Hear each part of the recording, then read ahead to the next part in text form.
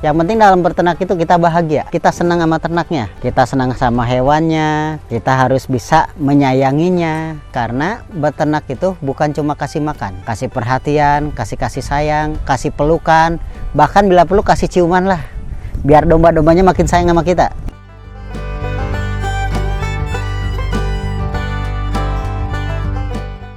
Beternak itu mudah, tapi jangan dimudahkan. Contohnya apa? Ibadah, sholat.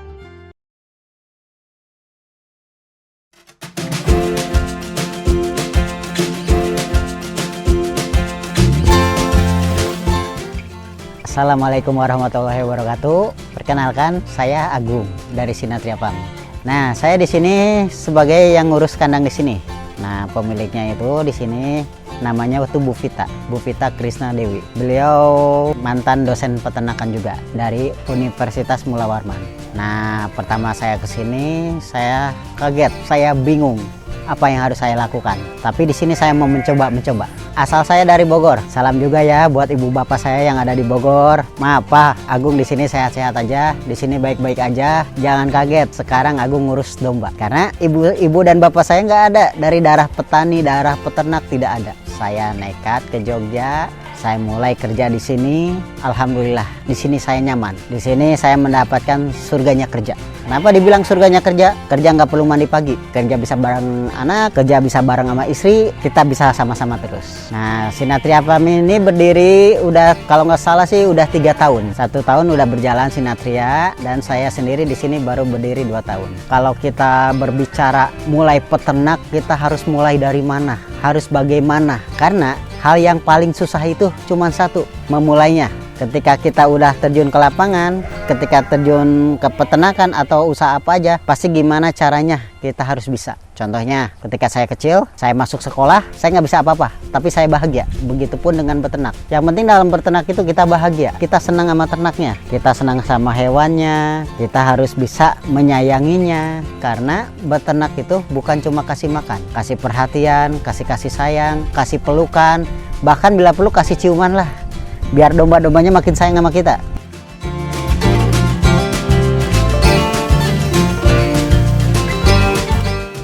Kayak ini nih, ini domba-domba pada seneng nih kalau ada kamera. Dalam beternak itu yang harus kita mulai pertama, kita diniatan. Kita harus niat, usaha apapun harus niat. Niat kita itu harus bulat, tekad kita harus bulat. Kenapa saya bilang tekad kita harus bulat? Contohnya, roda mobil, ban motor. Kalau bannya bulat kan jalannya lancar ya. Jalannya lancar, jalannya lurus. Tapi kalau misalnya banyak kotak, segitiga, jalannya nggak beraturan. Berarti kalau tekad kita masih tarik ulur, tergesa-gesa, masih bingung ngapain, pasti tekad kita belum bulat. Banyak yang mempertanyakan, beternak itu idealnya gimana? Apakah bakal sukses? Bagi saya, coba dulu. Kalau kita belum mencoba, kita nggak akan tahu hasilnya.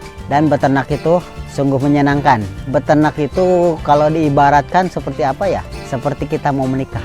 Kita memutuskan mau nikah, bingung rezeki dari mana. Mungkin ada beberapa pertanyaan yang nyampe ke telinga saya.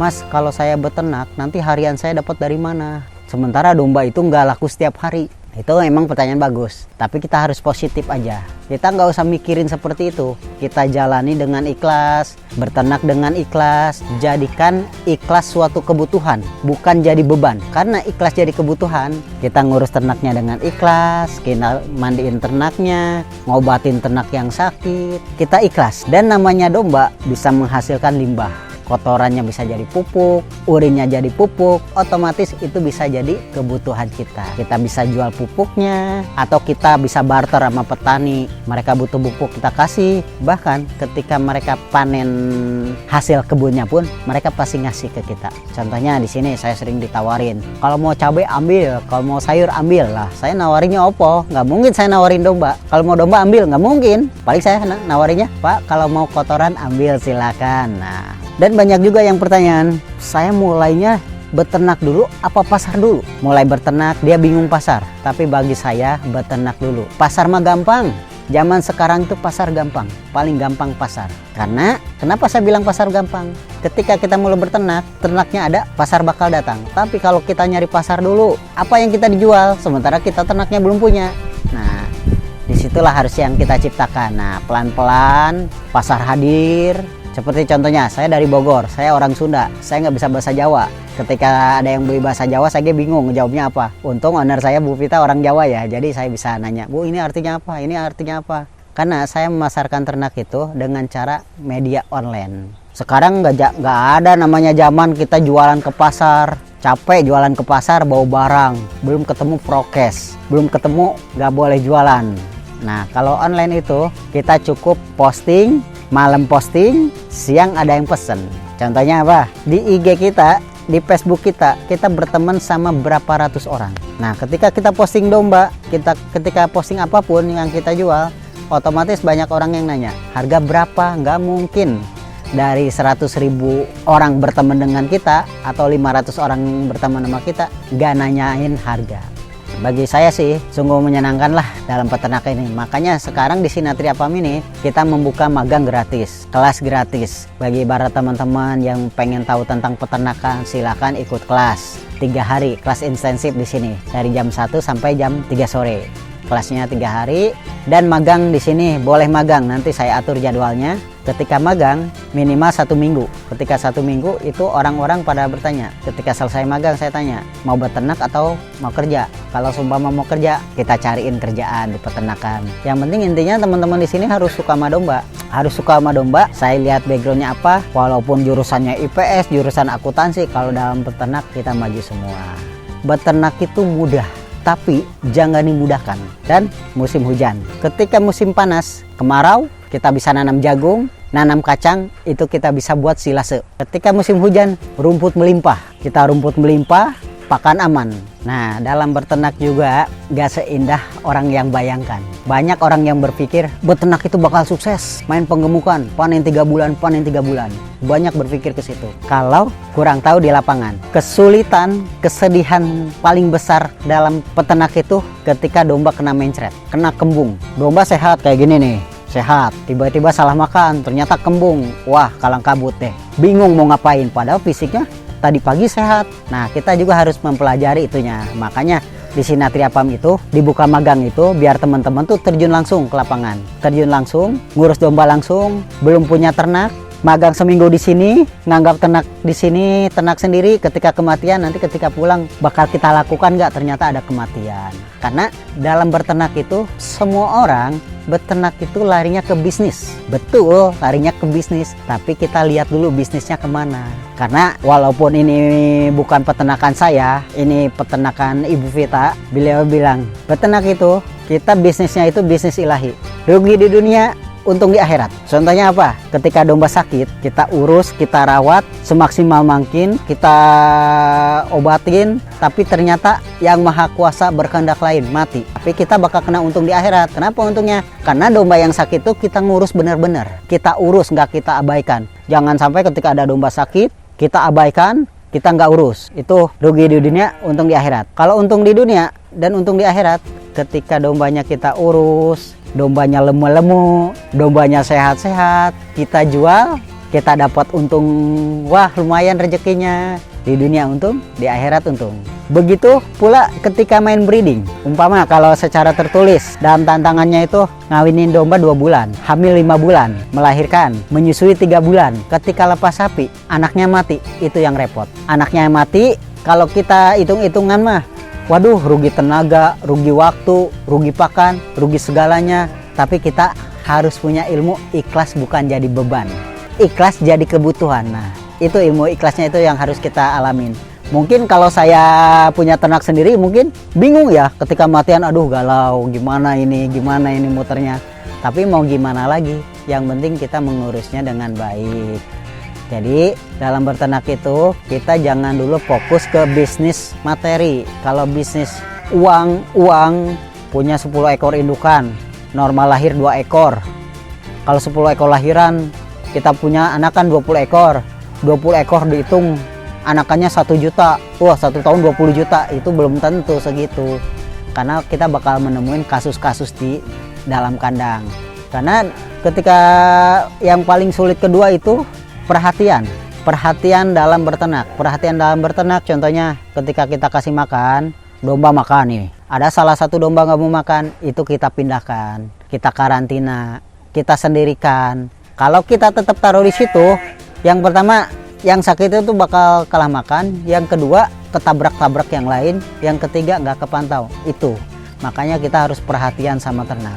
Nah dulu itu Sinatria Farm sebelum berlokasi di sini itu ada di sebelah sana, tapi kita ditolak warga. Nggak boleh ada peternakan domba karena bau, terganggu. Ya malum lah, dalam peternakan itu kan pasti ada penolakan hal wajar. Nah ketika kita mendapatkan lahan di sini, dulu tuh pengurus sebelum saya mendatangi warga-warga, diskusi sama warga gimana caranya ternak gak bau. Nah Bu Vita punya ide untuk memisahkan kotoran sama urinnya, dan kita buatlah seperti ini. Dan alhamdulillah awalnya ditolak, sekarang kita didukung.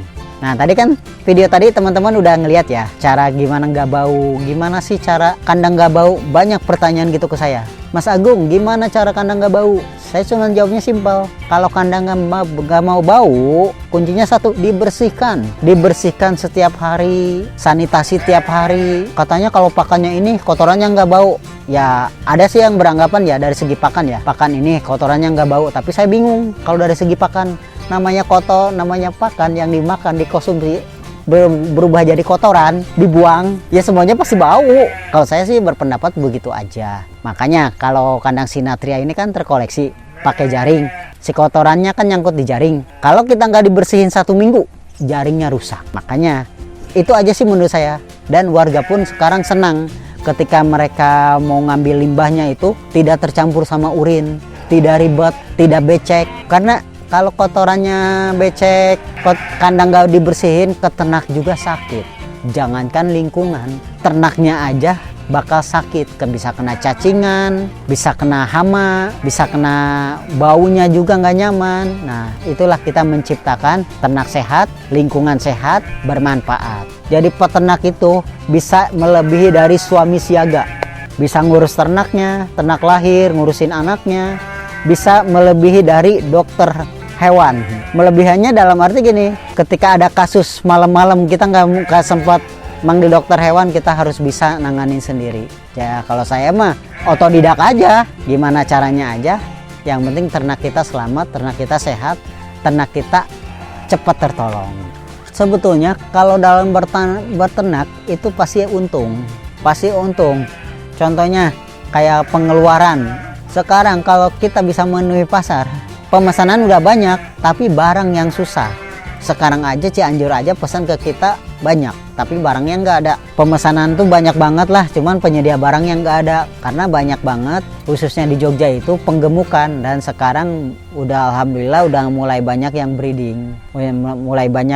Karena dalam berternak itu beda sama yang lain. Contohnya, kalau jualan aqua botol, jualan mie ayam, barangnya habis bisa beli di pasar. Tapi kalau domba barang habis nyari lagi, nunggu lahiran jangka waktu lagi, itu nggak mudah. Makanya gimana caranya kita supaya bisa memenuhi, kita jalanin breeding, fattening, dan trading. Breedingnya kita bisa pengembangbiakan sendiri, ternak mana yang nggak kita jual kita buat peternakan. Fatteningnya yang dari anak-anak lepas sapinya kita gemukan, dan tradingnya kita bisa jual beli domba. Untuk sementara, terima kasih buat pesona wisata kita yang udah nyempetin waktu silaturahmi ke Sinatria.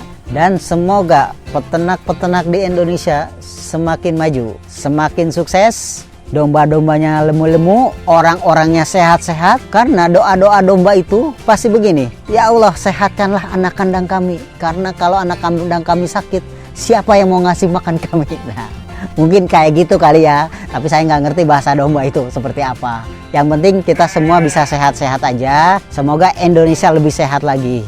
Indonesia semakin sehat, tidak ada yang sakit. Assalamualaikum warahmatullahi wabarakatuh.